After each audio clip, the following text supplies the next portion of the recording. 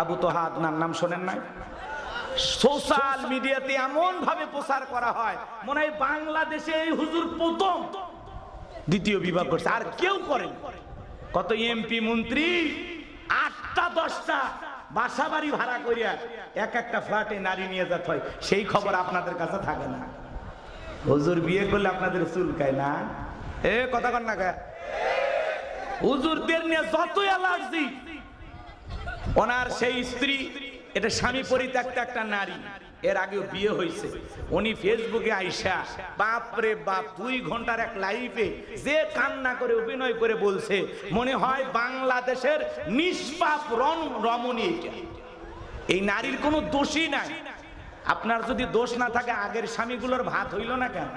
এ কথা কর না কেন? আপনি যদি এতই সতী সাধবী রাবিয়া বস্তি হন, আগের স্বামীগুলোর সংসার টিকলো না কেন? হুজুরের নরম পাইছেন, হ্যাঁ, নাকে দড়িতে ঘুরিয়েতে চান।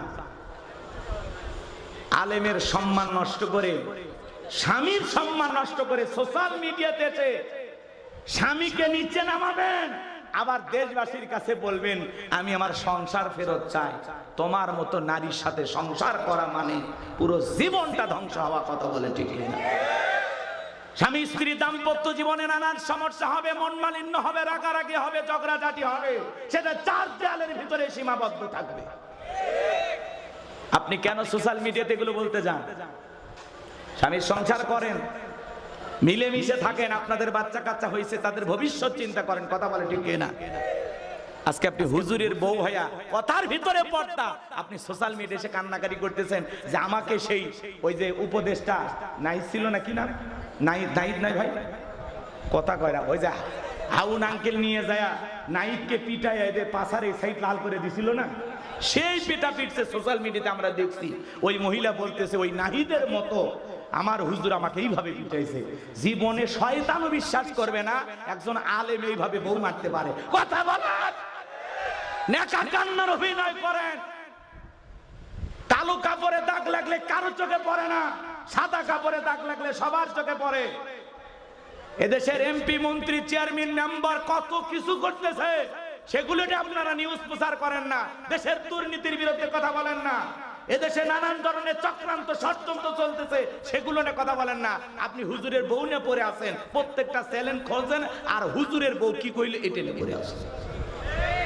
আমরা আবু তোহা আদনানের স্ত্রীর বিরুদ্ধেও বলবো না, আবু তোহা আদনানের বিরুদ্ধেও বলবো না। আমরা আবু তোহা আদনানের স্ত্রীর পক্ষেও বলবো না, আবু তোহা আদনানের পক্ষেও বলবো না, কারণ তারা দুইজনেই কসম করে কথা বলছে। এই বিষয়টা আমরা কার হাতে ছেড়ে দিলাম? মূল বিষয়টা হলো তাদের এটা সামাজিক যোগাযোগ মাধ্যমে আনাটা কি ছিল? ভুল ছিল। কিন্তু আবু তোহা আদনানকে আমি ভাই হিসাবে একটা পরামর্শ দিব, ভাইরে, তোমার স্ত্রী যত খারাপ হোক, তুমি যখন গুম হয়েছিলা, সে যেই ভূমিকাটা রাখছিল, বাংলাদেশে এই ধরনের নারী কম আছে। কথা কি ঠিক? 2 নম্বর বিষয় হচ্ছে তোমরা দুইজন কিন্তু সংসার করছো, তোমাদের 2টা বাচ্চা আছে। আমি ভাই হিসাবে বলবো সংসারটা ভেঙে যাক এটা চাই না। খারাপ মানুষকে নিয়ে চলতে পারাটাও ভালো। সবচেয়ে ভালো তো সে যে খারাপ নিয়ে চলতে পারে, ভালোর সাথে তো সবাই চলতে পারে। সেজন্য 2টা বাচ্চা আছে, তুমি তোমার বাচ্চাদেরকে গাড়ি বাড়ি সব দিতে পারবা, কিন্তু এই বাচ্চাগুলাকে মা কখনো দিতে পারবা না, মায়ের আদর দিতে পারবা না।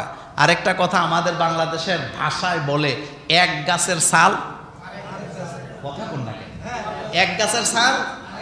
সুতরাং এই বাচ্চাগুলার জন্য এই মেয়েটাই তোমার লাগবে, এই বাচ্চাগুলার জন্য। সেজন্য আমি নিজেও ফেসবুকে একটা পরামর্শ দিয়েছি, অন্তত বাচ্চাদের দিকে তাকাইয়া তাদের সংসারটা কি টিকে থাকুক। আরেকটা মজার কথা বলি, দুইজনেই কিন্তু খুব জ্ঞানী, আপনারা জানেন কি না জানি না, দুইজনেই কিন্তু জ্ঞানী, দুইজনেই কিন্তু শিক্ষক শিক্ষিকা।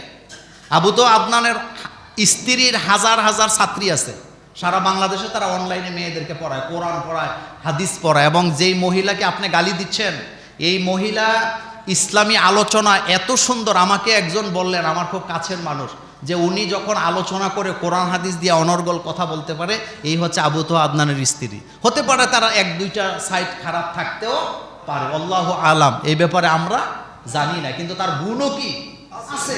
তা আমি আপনি তাকে গালি দেব কেন? তার অসংখ্য ছাত্রছাত্রী, তার ছাত্রী আছে। আবু তো আদনানেরও কি ছাত্রছাত্রী আছে। এজন্য আমি ভাই হিসাবে, বড় ভাই হিসাবে, একজন মুসলিম ম্যারেজ রেজিস্ট্রার হিসাবে আমি অনুরোধ করব, সংসারটা যেন ভেঙে না যায়। একটু ঝামেলা হয়েছে, এটা মিঠে যাক, অন্তত বাচ্চাদের জন্য ভালো হোক। আর এখন যারা গুতাগুতি করে ফেসবুকে লেখে, তারা কি আবু তো আদনানের বাচ্চাদের দায়িত্ব নিবে? একদিন একটা চিপসও তো কিনা দিতে আসবি না তুই বেটা। পণ্ডিতি করো। স্বামী স্ত্রীর ঝগড়া, এটা কি বাইরে যাওয়া উচিত? আসতে কইছেন। আমি কোনো ব্যক্তিকে ইন্ডিকেট করে এই কথাটা বলছি না। স্বামী স্ত্রীর মধ্যে ঝগড়া হয় নাকি হয় না? হয়।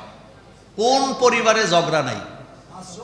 একটাও না, সব পরিবারে ঝগড়া আছে। কোন পরিবারে মনোমালিন্য নাই?